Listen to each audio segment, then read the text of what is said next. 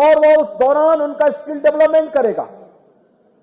जैसे ही वो छात्र अपनी पढ़ाई और डिग्री पूरी करके बाहर निकला तो उसके साथ ही नौकरी उसका इंतजार कर रही होगी। अपने पैरों पर खड़ा होकर के फिर वह किसी भी बड़े कंपटीशन की तैयारी कर सकता है। तब तक जीवन भर मां बाप के ऊपर आश्रित रहोगे। और इसलिए युवाओं के लिए एक नया अवसर गीडा प्रशासन ने यहां पे नायलेट के साथ ट्रेनिंग के माध्यम से प्रारंभ किया है।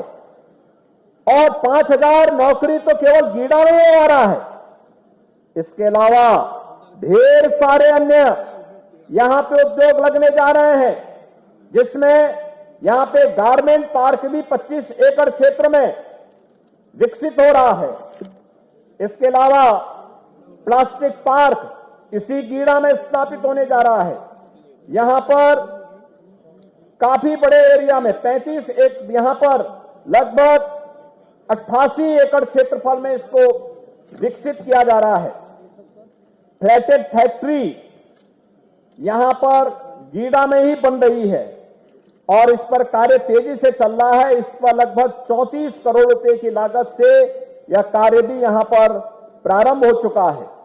धूलियापार औद्योगिक टाउनशिप के लिए भी जमीन अधिग्रहण की कार्रवाई चल रही है, जिसमें हमारा वहां पे प्रयास है कि एक बड़े क्षेत्रफल को वहां पर हम लोग 5,500 एकड़ के क्षेत्रफल में इस पूरे एक नई टाउनशिप गीडा से लेकर के धूलियापार तक इन सभी कार्यों के लिए हम वहां पे औद्योगिक निवेश के लिए कार्य प्रारंभ कर सकें, जिसमें अभी हाल ही में एक नई सीमेंट फैक्ट्री के लिए भी निवेश के प्रस्ताव प्राप्त हुए हैं। करिए जिस कार्य में नौकरी के लिए पहले यहां के लोगों को दुनिया में जाना होता था, प्रदेश के अंदर देश के अंदर अलग अलग क्षेत्रों में जाना होता था, आज यहां के लोग सब यहीं पे नौकरी पाएंगे।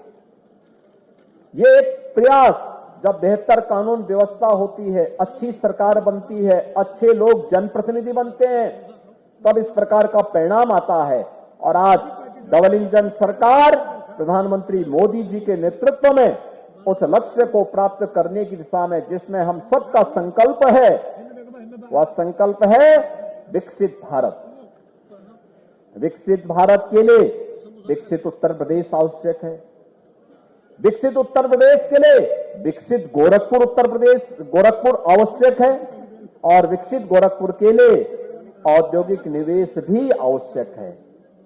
इसलिए उस प्रकार के एक सकारात्मक वातावरण में जब सरकार अच्छी नियत से कार्य करती है तो उसके अच्छे परिणाम भी सामने आते हैं। यहां पे इस औद्योगिक प्रोत्साहन निवेश के प्रोत्साहन के लिए यहां के प्रशासन को, पुलिस को, गीडा प्रशासन को, जनप्रतिनिधियों को और यहां की जनता जनार्दन को, खासतौर पर जिन क्षेत्रों की गांवों की जमीन ली जा रही है और वे लोग इसमें पूरा अपना सकारात्मक योगदान दे रहे हैं, उन सबको मैं हृदय से धन्यवाद देते हुए बधाई देता हूं। आप सबके प्रति अपनी शुभकामनाएं देता हूं। भाइयों बहनों, आज आप देख रहे होंगे गोरखपुर एक नया गोरखपुर बन रहा है। कोई सोचता था कालेसर से जंगल कौड़िया को जोड़ने के लिए बाईपास बनेगा, आज बन गया ना। आज काम देख रहे होंगे, अब आपको पीपीगंज जाना हो तो गोरखपुर का इतना बचत हो जाएगा, यानी मुश्किल से पीपीगंज यहां से आधे घंटे में आप पहुंच जाएंगे। गोरखपुर में एम्स भी आ गया, बीआईडी मेडिकल कॉलेज का उन्नयन भी हो गया, गोरखपुर का फर्टिलाइजर कारखाना भी चल गया।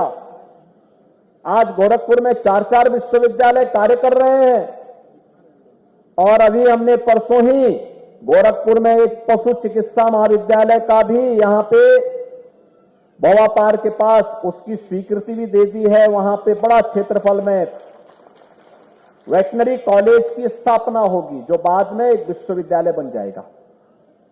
आप सोचिए कि हर एक फील्ड में कुछ नया आ रहा है। हमें उस क्षेत्र के लिए कार्य करने, अपने आप को इसके लिए तैयार करना होगा। अटल आवासीय विद्यालय इसी सैजनवा में बना है।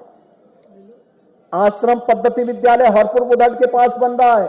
हल्दी में पॉलिटेक्निक बन रहा है। यानी कितना कार्य हो रहा है। कोई सोचता था इससे पहले ऐसे कार्य होंगे, लेकिन आज विकास के लिए जब सकारात्मक माहौल बनता है तो परिणाम भी सामने आते हैं। तो एक तरफ विकास है और दूसरी तरफ आस्था को सम्मान भी है। अयोध्या में कितने लोगों ने अयोध्या दर्शन किया है अब तक? आप लोग अयोध्या दर्शन कर लिए? बाकी लोग भी अयोध्या दर्शन करने के लिए जाइए। अयोध्या में भगवान राम का भव्य मंदिर बन चुका है, भव्य मूर्ति विराजमान हो चुकी है रामलला की। अच्छा लगा ना कार्यक्रम? कैसा लगा कार्यक्रम? बहुत अच्छा लगा ना? तो सभी लोग तैयार हैं इसके लिए। तो भाइयों बहनों, ये इसी उद्देश्य से कि आस्था का भी सम्मान हो और विकास का लाभ भी बिना भेदभाव को हर व्यक्ति को प्राप्त हो, इस विश्वास के साथ मैं आज के इस अवसर पर आप सबको हृदय से बधाई देता हूं, अपनी शुभकामनाएं देता हूं और अपनी वाणी को विराम देते हुए आप सब पर इसी प्रकार से प्रभु की कृपा बनी रहे, इन विश्वास के साथ आप सबके प्रति अपनी शुभकामनाएं देते हुए वाणी को विराम देता हूं। धन्यवाद। जय हिंद।